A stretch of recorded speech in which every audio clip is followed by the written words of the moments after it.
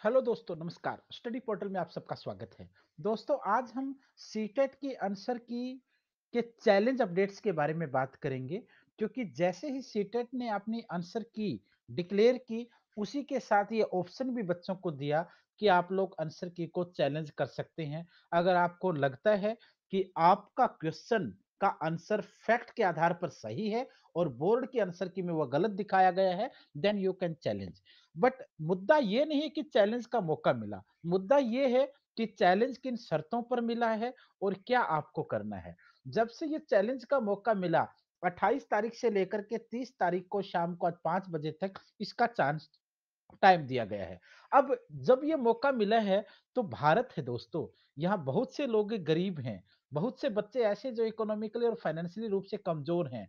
हर कोई पैसा नहीं दे सकता है, क्योंकि पैसे की उसमें जो फीस रखी गई है, वो एक क्वेश्चन का ₹1000 रखी गई है। 1 क्वेश्चन का चैलेंज करना है, देन यू हैव टू पे 1000।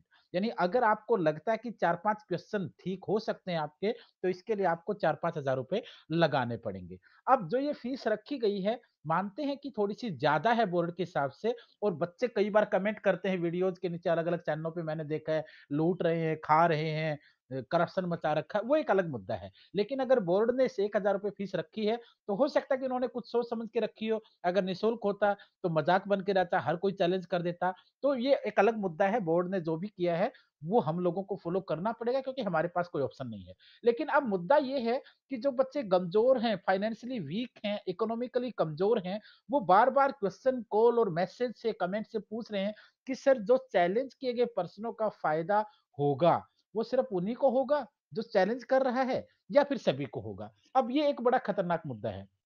क्योंकि आपने देखा है, चाहे डीएसएसबी की वैकेंसी पहले आई, चाहे दूसरी अलग-अलग बोर्डों की आती है, जो बच्चे किसी भी मुद्दे के खिलाफ कोर्ट में चले जाते हैं, बाद में जब कोई रिफॉर्म होता है, तो आम तौर पर कहा जाता है कि आपका नाम कोर्ट की फाइल में था, या आपका वहाँ पे कोई मुद्दा था। और जब इस चीज़ को वो बताते हैं, तो कहीं न कहीं उसके अंदर एक मुद्दा और होता है कि जो चैलेंज किए गए क्वेश्चन हैं, उनका फ़ायदा किस-किस को होगा। इसके ऊपर आज हम बात करेंगे कि किन-किन लोगों को होगा, क्योंकि मान लिया, हम एग्जांपल ले लेते हैं कि किसी बच्चे ने कहा कि सर, मेरा क्वेश्चन नंबर जो 10 है वो ठीक है, बट बोर्ड आपने गलत कर दिया। तो उन्होंने ₹1000 लेकर के चैलेंज किया। बोर्ड ने कहा कि हाँ भाई, आप ठीक थे, हमसे गलती हुई है, पकड़ो आपके ₹1000 और आपका क्वेश्चन का नंबर मिल गया। अब मुद्दा ये है कि वो 10 नंबर जो क्वेश्चन था, वो सिर्फ़ उसी बच्चे के लिए ठीक रहेगा, या फिर जो 50-60 हज़ार, 70 हज़ार, 1 लाख, 2 लाख बच्चे और भी उसी केस के हैं, क्या उनको भी इसका फ़ायदा मिलेगा? क्योंकि 16 लाख से ज़्यादा लोगों ने अप्लाई किया था। अलग-अलग लेवल के ऊपर कोड के आधार पर सभी के लिए कहीं न कहीं दिक्कत हो सकती थी। तो अब ये मुद्दा है कि क्या चैलेंज करने वाले पर्सन बच्चों को ही मिलेगा, या सबको फ़ायदा मिलेगा? इस चीज़ के ऊपर हम एक बार डिस्कस कर रहे हैं।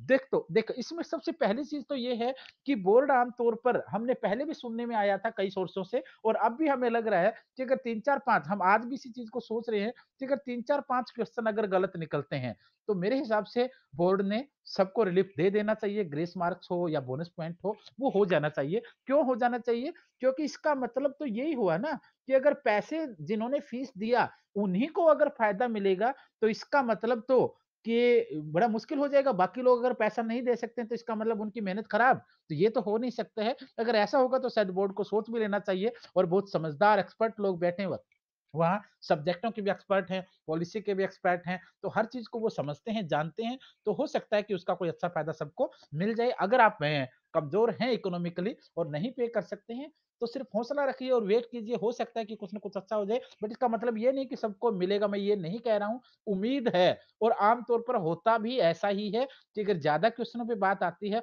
तो कोई ये सिलेक्शन एग्ज़ाम तो है नहीं, एलिजिबिलिटी एग्ज़ाम है। इसमें बोर्ड को सबको अगर ऐसा मामला आता है, तो देने में कोई ज़्यादा नुकसान होगा भी नहीं। एक तो ये मुद्दा है।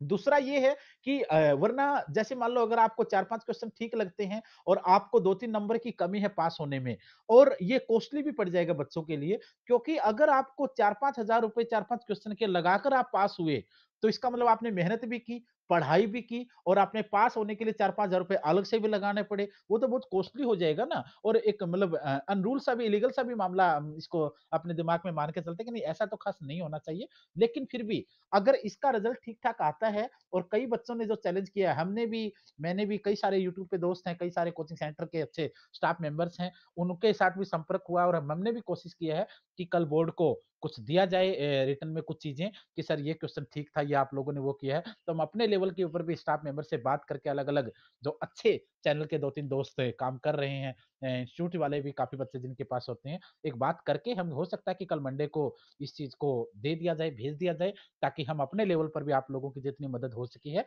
कर सकते हैं। क्योंकि यही एक हम हमारी तरफ से हो सकता है, बाकी करना सब बोर्ड ने है। वहाँ पे ऐसा नहीं है कि कोई बच्चे बैठे सब एक्सपर्ट हैं, हर चीज़ का उनको पता है और इसमें जो जैसे चाइल्ड डेवलपमेंट पेडागोजी के क्वेश्चन हैं, वो एंगल बेस्ड क्वेश्चन होते हैं। आप अपने एंगल से देख रहे हैं, कुछ आंसर आता है, बोर्ड के पेपर सेटर ने जिस एंगल से सोचा होगा, उसमें कुछ और क्वेश्चन आता है। तो कई सारी चीज़ें होती हैं, लेकिन फैक्ट के आधार पर जैसे अभी मॉर्निंग में आज 9 साढ़े 9 बजे एक बच्चे ने एसएसटी का क्वेश्चन भेजा था, जिसके अंदर बहादुर शाह जफर को टीजीटी एसएसटी के अंदर बहादुर शाह जफर को ये कहा गया था कि आप आखिरी मुगल सम्राट होंगे, आपके बाद कोई गद्दी पर नहीं बैठेगा। उसके बारे में डलहौजी और कैनिंग के ऊपर कई सारे बवाल हैं। हालाँकि माना जाता कि कैनिंग ने हटाया था, बट किताबों में ये भी लिखा हुआ है और ये रूल डलहौजी ने ऑलरेडी सेट कर दिया था उस समय। तो कई सारे क्वेश्चन्स हैं, न्यूमेरिकल क्वेश्चन भी हैं, ईवीएस के भी कुछ क्वेश्चन्स हैं। तो ये लगभग 4-5 क्वेश्चन अलग-अलग पोर्शन में नज़र आते हैं और उनका ज़्यादातर बच्चे आज शाम तक काफ़ी बच्चे चैलेंज कर रहे हैं। अगर आप नहीं कर सकते हैं, तो वेट कीजिए, हौसला रखिए। हो सकता है कि आपको भी कोई अच्छी खबर इससे मिल जाए और नहीं तो फिर जो हमने किया है, वो तो हम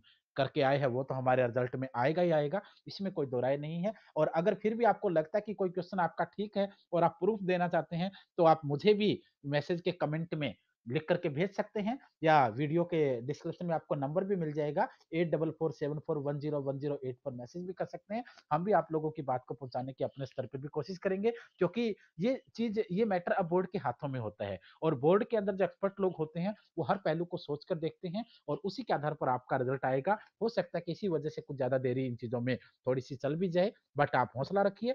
अगले एग्ज़ाम के आने वाले एग्ज़ाम्स की तैयारी करते जाइए क्योंकि जब तक मेहनत करेंगे, तब तक ही आप लोगों के रिजल्ट पॉजिटिव आते रहेंगे, कोई दिक्कत नहीं है और आगे वाले एग्ज़ाम्स के लिए आप लोगों को बेस्ट ऑफ लक। धन्यवाद।